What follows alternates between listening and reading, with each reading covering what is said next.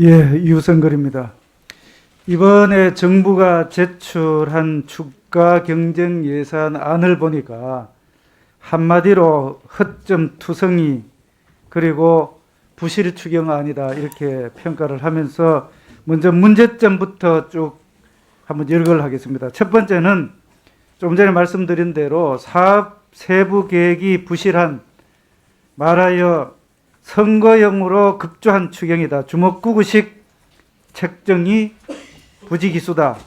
첫 번째 문제점입니다. 두 번째는 통계 왜곡형 몇 개월짜리의 단기 일자리로 가득 찬 그런 추경이다. 수요조사 없이 부처 지자체 간 정책 대상도 중복된 사업들이 매우 많습니다. 다음은 세 번째는 형평성 문제입니다. 누구에게는 지급하고 누구에게는 지급하지 않는, 말하여 상대적 형평성이 참 문제가 있는 그런 추경이다. 네 번째는 2차 재난지원금 실집행률이 86.7%, 3차 재난지원금 실집행률은 57%.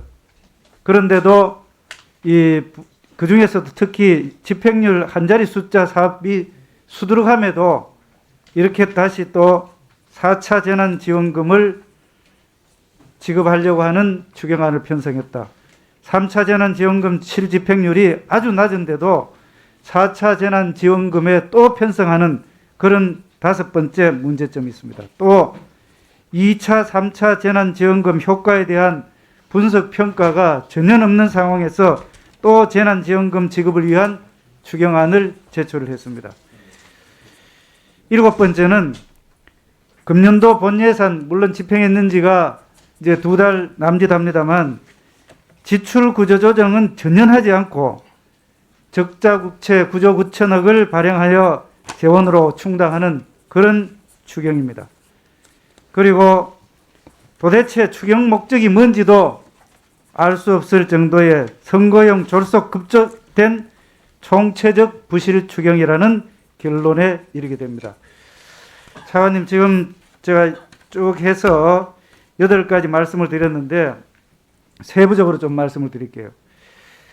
지금 그 선거용 급조된 추경 주먹구구식 예산 책정 부지기수다 이렇게 말씀을 드렸는데, 예컨대 6조 7천억으로 편성된 소상공 인해 버팀목 자금 플러스 사업 같은 경우에 보면은 이게 아직까지 4월 초에나 정리가 완료돼서 국세청에 부가가치세 신고 자료를 기준으로 해서 실제 피해 규모가 확정이 되는데 이 근거도 없이 그냥 편성을 했어요. 어떻게 생각하십니까? 예, 지금 말씀하신 내용은 저희들이 통계청 자료나 기존에 있는 행정인프라 지금 좀 전에 통계청 자료 줬습니다. 그런데 지금 이야기하고 있는 통계청 자료가 언제 통계청 자료입니까? 그래서 말하여 진짜 어렵고 힘들고 꼭 지원해야 될 분들에 대한 그런 자료들이 없이 언제 통계청 자료가 지금 그 언제 통계청 자료 언제 거를 말씀하시는 거죠? 언제 자료에 언제 기준의 통계청 자료입니까? 그러니까 통계청 자료를 가지고 추경을 편성한다는 것은 말이 안 되는 겁니다. 지금 현실의 어려운 상황에서는 통계청 자료 같은 경우는 나중에 자료를 주십시오. 예. 그리고 제가 좀 전에도 두 번째 문제점 말씀드렸던 것이 일자리 사업입니다. 6개월짜리 일자리 수두룩해요. 결국은 이 예산이 끊기면은 이런 사업들 전부 다 일자리 다 없어지는 사업이에요. 아까 일자리가 20몇만이라고 하셨죠? 27만 5천. 27만. 예. 이 예산 끝나고 나면 없어질 그 일자리 아닙니까? 그래서 결국은 돈으로서 일자리를 창출하는, 예산으로서 일자리를 창출하는 겁니다. 또 형평성, 지난번에도 이야기를 제가 다른 데서 했습니다만 노점상의 경우에는 도대체 어떻게 하려고 합니까? 4만 명이라는 숫자만 잡아놨는데 누구를 어떻게 어느 지역에 등록된 노점상이 있습니까? 또 거기에 보면은 사업자 등록을 전제로 해서 준다. 참 탁상공론이에요. 노점상이 어떻게 사업자 등록을 할 수가 있습니까?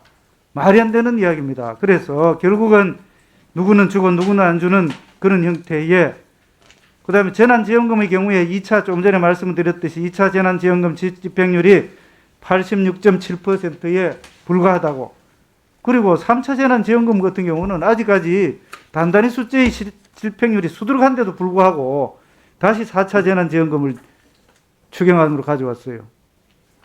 더군다나 지금 하는, 아까 우리 수석 전문위원이 여러 가지 지적을 했지만, 물론 국채 발행을 전제로 하는 것에 대해서는 잘못됐다고 생각하지만 그 세부 내용에 대해서는 아주 지적을 잘하는 것 같아요. 에서 가져오는 이 8천억은 금년도의 예측치죠. 작년도 겁니까?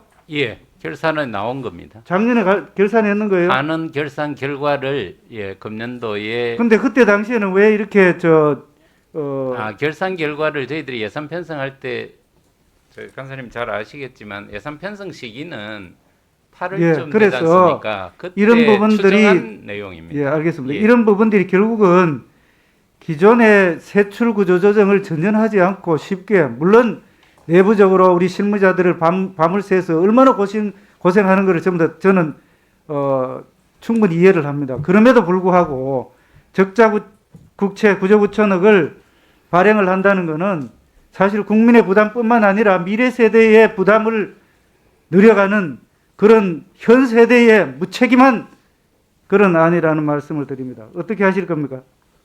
몇 가지만 말씀드리겠습니다. 일자리는 지금 정부가 가져오는 일자리는 이제 청년, 여성, 또 중장년 이렇게 취약계층의 일자리를 중심으로 해서 1, 2월 달 고용 사정이 워낙 안 좋기 때문에 거기에 대한 보완으로 저희들이 말씀드리는 거고, 여기 일자리 중에는 아까 말씀 기존의 고용 장려금이나 이런 거와 연계해서 이 일자리가 끝나면 정상적인 일자리로 연계될 수 있도록 최대한 노력하는 사업들을 반영을 했고요. 3차 맞춤형 지원이 부진한데 또 가져왔느냐 이런 말씀에 대해서는 3차 맞춤형 지원 중에 가장 핵심은 현금 지원 사업입니다. 거의 맞춤형 지원인데 그 사업은 거의 97% 집행이 됐습니다. 다만 고용유지지원금이나 국민취업지원제도와 같이 신청을 받고 한 2개월 정도 이렇게 심사를 해서 지급해야 되는 부분은 심사 중에 있기 때문에 그건 점차 정상대로 집행이 될 거다 이렇게 말씀드리겠습니다. 예. 예. 유성걸 의원님 수고하셨습니다. 이어서 장혜영 의원님 질의하시겠습니다.